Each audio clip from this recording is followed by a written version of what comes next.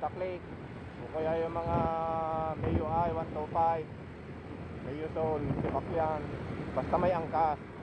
Kasi mabigat yan eh. Malaking bawas sa bilis ng takbo, yung performance, yung bigat.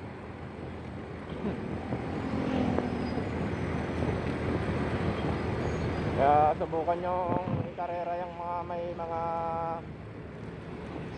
angkas na ganyan, ganito oh. Wala yan.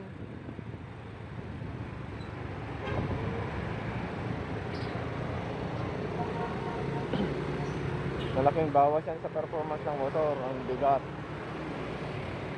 Kaya yung iba, pinapaliit niya yung gulong para bumilis, para gumaan.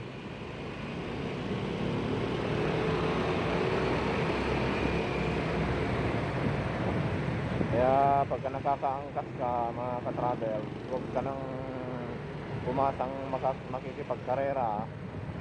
Huwag mo nang kuhan